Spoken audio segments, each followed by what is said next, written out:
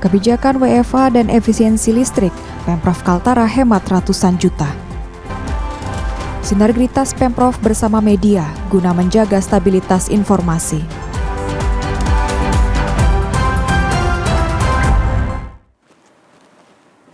Selamat sore pemirsa, TVRI Kalimantan Utara kembali hadir menjumpai Anda. Selain dua informasi utama tadi, tim redaksi kami telah menyiapkan serangkaian informasi menarik lainnya. Bersama saya Sofera Lukas yang akan menemani Anda selama kurang lebih 30 menit ke depan. Dan inilah Kalimantan Utara hari ini selengkapnya.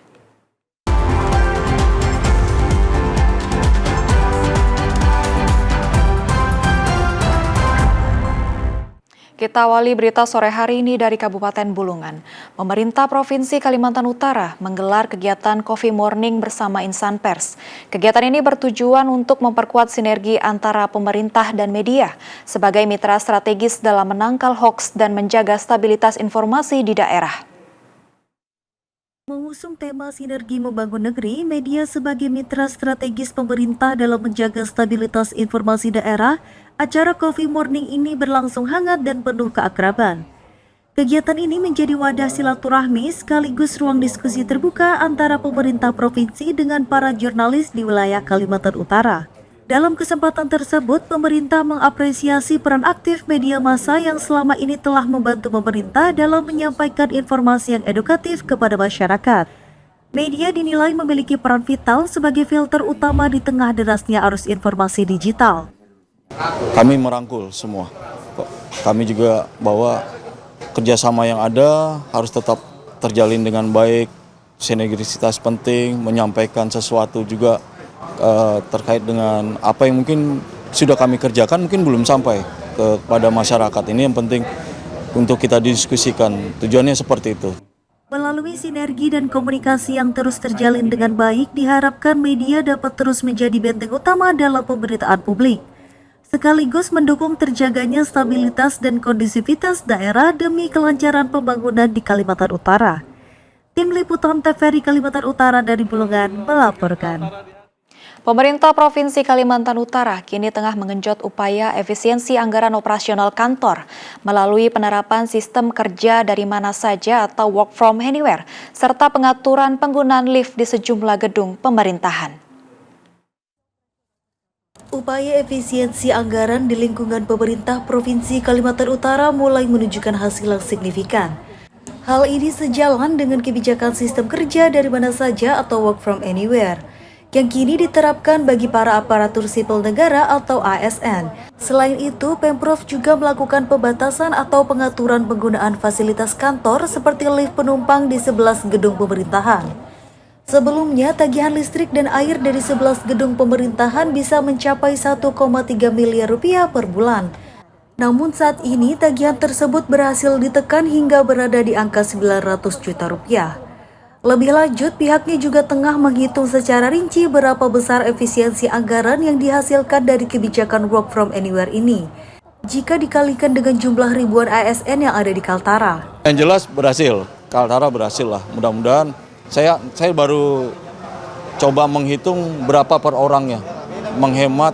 Umpamanya dia bekerja, umpamanya hari Jumat dia WFA, dia tidak perlu ke kantor, anywhere, di mana saja. Yang penting dia bekerja, melaporkan kegiatannya, HP-nya on terus, setiap waktu ketika ditanya oleh pimpinan dia ada, seperti itu. Ini yang belum saya hitung. Nanti akan saya hitung berapa pengeluaran satu hari kalikan berapa ribu ASN yang ada di Kaltara, seperti itu.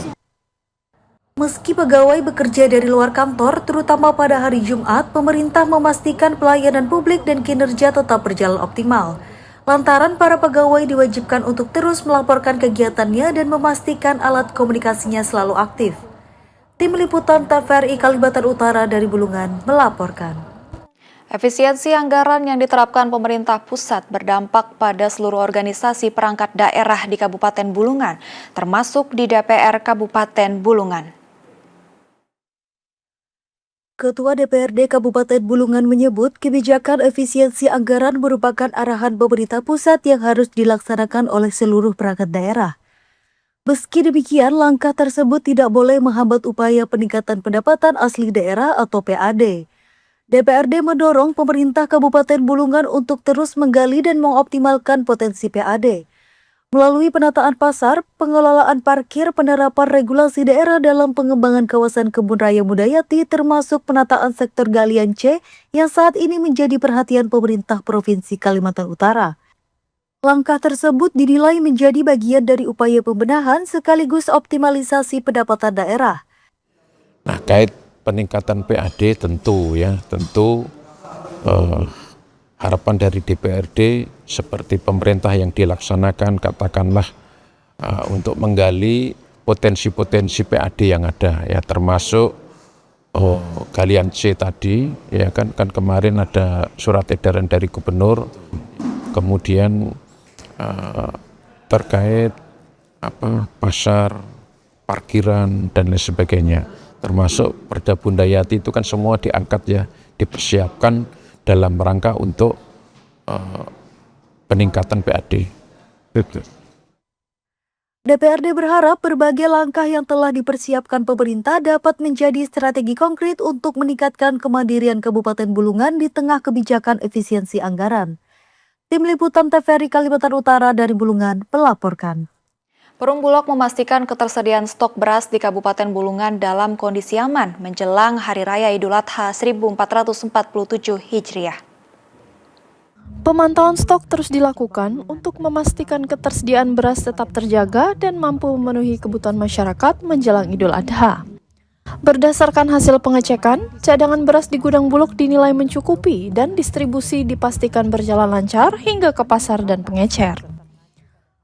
Selain memastikan ketersediaan stok, Bulog juga terus berkoordinasi dengan berbagai pihak untuk menjaga kelancaran distribusi beras di wilayah Bulungan. Langkah ini dilakukan agar pasokan beras tetap tersedia dan masyarakat dapat memenuhi kebutuhan pangan dengan tenang menjelang hari besar keagamaan. Pihak Bulog menyatakan stok beras saat ini dalam kondisi aman dan cukup untuk memenuhi kebutuhan masyarakat hingga setelah perayaan Idul Adha. Masyarakat diimbau tidak melakukan pembelian secara berlebihan karena pasokan beras di Bulungan terus dipantau dan dijaga ketersediaannya. Tim Liputan TVRI Kalimantan Utara dari Bulungan melaporkan. Dewan Perwakilan Rakyat Daerah atau DPRD Kabupaten Bulungan kini tengah membahas dan mengkoordinasikan rencana relokasi pasar sore. Sejumlah lokasi alternatif telah disiapkan, salah satunya adalah memindahkan pedagang ke kawasan pasar induk, meski masih membutuhkan penyesuaian lebih lanjut. Persoalan tata letak dan lokasi berjualan pedagang di pasar sore kini tengah menjadi perhatian legislatif dan pemerintah daerah Kabupaten Bulungan. Ketua DPRD Bulungan Rianto Esos menyampaikan saat ini pihaknya sedang intensif melakukan koordinasi untuk menyesuaikan kembali tempat berjualan bagi para pedagang pasar sore. Terdapat beberapa alternatif lokasi yang diusulkan. Salah satu opsi yang paling mengemuka adalah merelokasi aktivitas pasar sore ke kawasan pasar induk. Meski demikian, rencana tersebut belum sepenuhnya dikondisikan secara final. Pemerintah dan legislatif masih membutuhkan kajian dan persiapan matang agar pemindahan ini tidak menimbulkan masalah baru di kemudian hari. Kan sedang dikoordinasikan itu ya, itu kan minta disesuaikan tempatnya ya, kan ada beberapa alternatif di situ ya, mungkin bisa di pasar induk tapi kan belum dikondisikan. Nah ini jalan saja memang gitu. Pihaknya berharap proses koordinasi ini bisa segera mendapatkan titik temu, sehingga para pedagang nantinya mendapatkan tempat yang lebih layak, nyaman, dan tertata dengan baik. Tim Liputan TVRI Kalimantan Utara dari Bulungan melaporkan.